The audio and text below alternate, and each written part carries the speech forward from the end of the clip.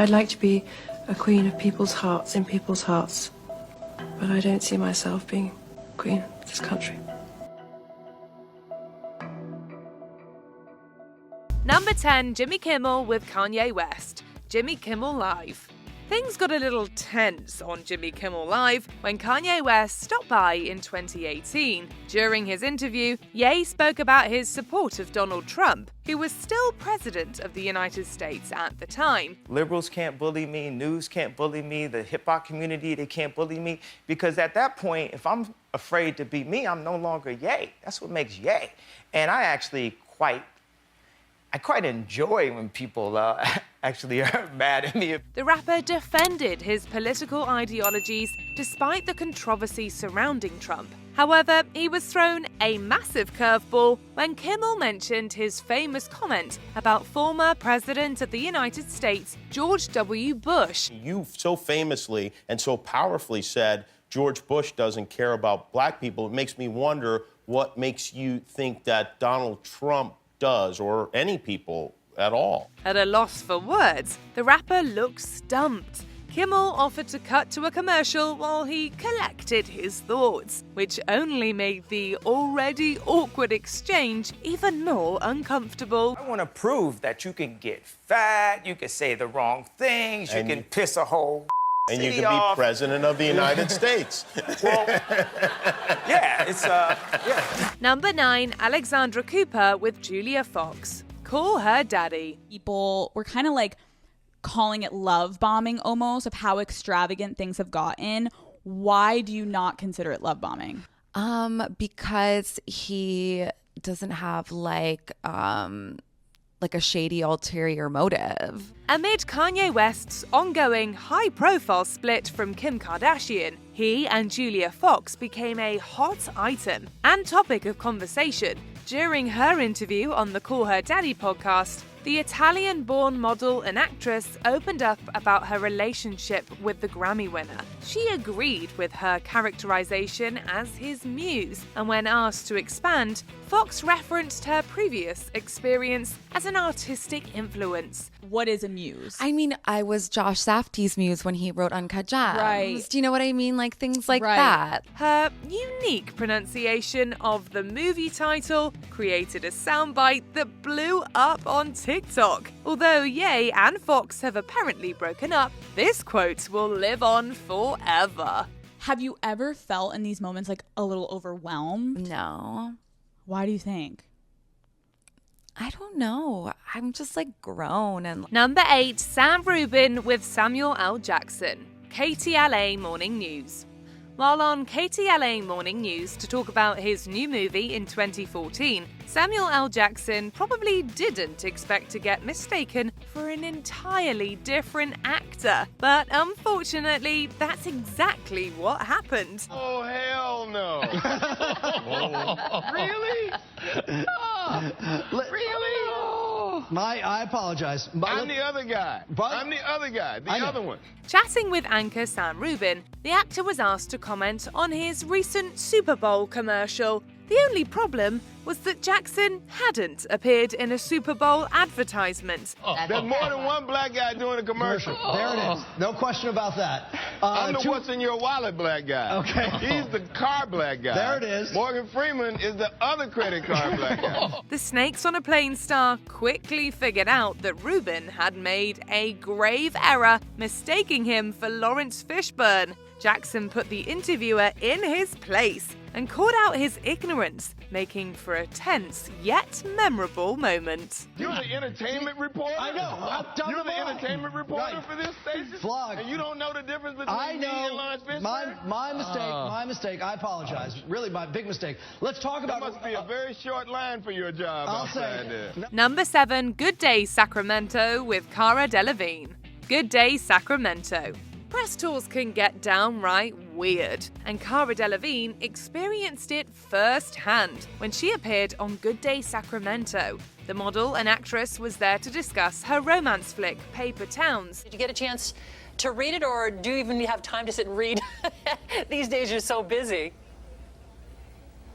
No, I never read the book or the script, actually. I kind of winged it. But let's just say her sarcastic sense of humour didn't mesh too well with the panel of interviewers. When one of the co-hosts called her out and accused her of seeming tired, Delevingne powerfully held her own, serving a quick-witted comeback. You do seem a bit irritated.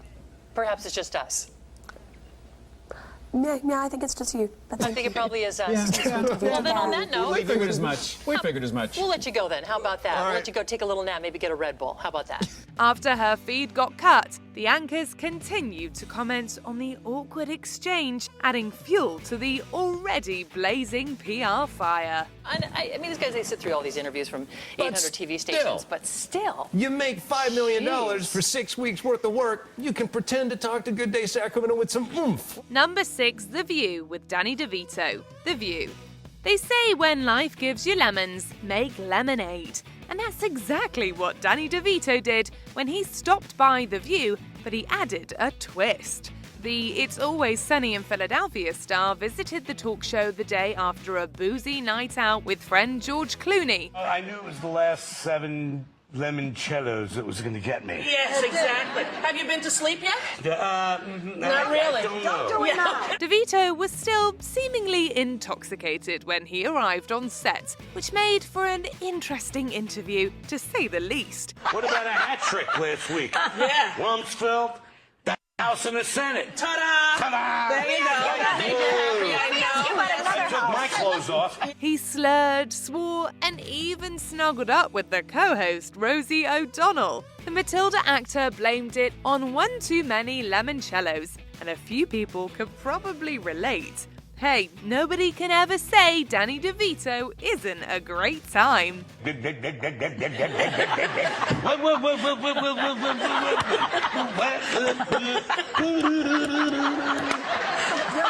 Number 5, Oprah Winfrey with Prince Harry and Meghan Markle. Oprah with Meghan and Harry. When Prince Harry and Meghan Markle sat down with Oprah Winfrey in 2021, the internet went wild. There was already plenty of buzz surrounding the interview, and it didn't disappoint. So here's a time to set the record straight. What was the tipping point that made you decide you had to leave? The Duke and Duchess of Sussex dropped some mighty powerful truth bombs regarding their experience with the British monarchy throughout the special. Everything from their departure to allegations of racism was addressed. Hold up. There's Stop several right now. There's several conversations. There's a about conversation with you, with Harry, about how dark your baby is going to be? potentially, and what that would mean or look like. Ooh. Even Oprah Winfrey herself was taken aback by some of their revelations. While the tension was palpable, the couple maintained a united front, showing the world that, despite everything they had endured, their marriage was stronger than ever. So your story with the prince does have a happy ending? It does. Yeah. Yeah. It really did. It has a happy ending because you made it so. Yeah, greater than any fairy tale you've ever read. Number 4, Jimmy Fallon with Nicole Kidman. The Tonight Show starring Jimmy Fallon.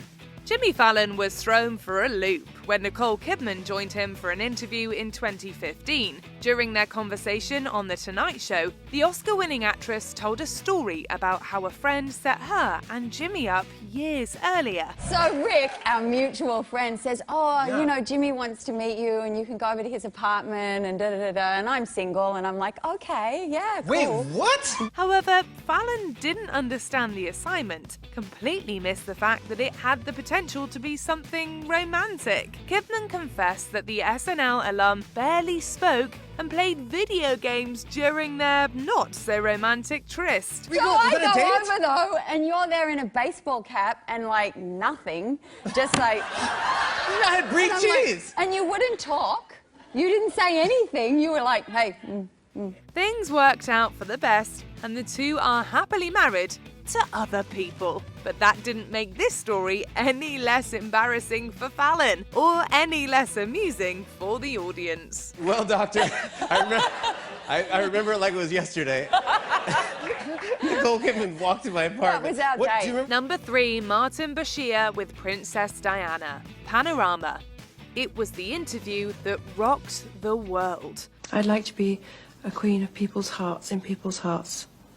But I don't see myself being queen of this country. I don't think many people would want me to be queen. Actually, when I say many people, I mean the establishment that I'm married into. When Princess Diana sat down with former BBC journalist Martin Bashir in 1995, tens of millions of people reportedly tuned in. During the programme, the late Princess of Wales spoke out about the fallout of her marriage to Prince Charles and his affair with Camilla Parker Bowles. Do you think Mrs. Parker Bowles was a factor in the breakdown of your marriage? Well, there were 3 of us in this marriage, so it was a bit crowded. Anybody who was old enough to watch this interaction likely still remembers it today. And over 25 years after it aired, some harsh truths about the interview came to light. An investigation revealed that Bashir acquired fake banknotes to use as a tactic to earn the princess's trust, prompting her sons to voice their disappointment. As for Bashir, well, he left the BBC before these findings were made public. Earlier this week, he apologised for the bank statements, but said they had no bearing on Princess Diana's decision to take part in the interview. Number 2, Oprah Winfrey with Tom Cruise. The Oprah Winfrey Show.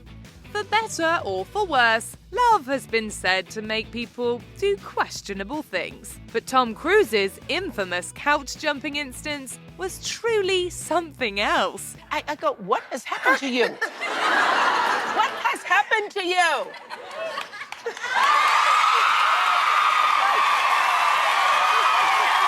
That's how I feel about it. The Mission Impossible star visited Oprah on her daytime talk show in 2005 during his whirlwind romance with Katie Holmes. High on infatuation, Cruise could barely contain himself throughout the interview.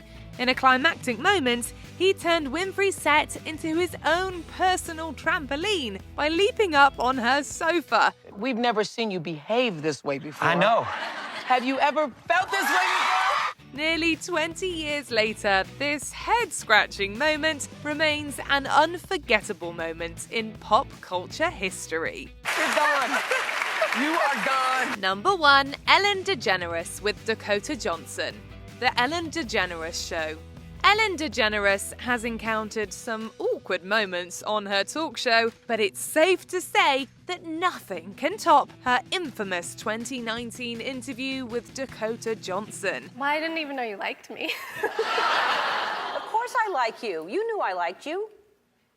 You've been on the show many times, and don't I show like? Things got off to a rocky start when DeGeneres claimed that she wasn't sent an invite to the 50 Shades starlet's birthday. But Johnson was quick to affirm that DeGeneres was indeed invited, giving us a viral and extremely quotable moment. Actually, no, that's not the truth, Ellen. You were invited. The host eventually confessed that she had simply forgotten. She then managed to steer the conversation in a different direction, but the damage was already done. The internet had a good laugh over the mix-up, cementing this as one of the cringiest TV interviews to date. It was probably in Malibu. That's too far for me to go to. Yeah, it was. Yeah. No, I think I do remember I was invited. Thank you. Do you agree with our picks? Check out this other recent clip from Ms. Mojo. And be sure to subscribe and ring the bell to be notified about our latest videos.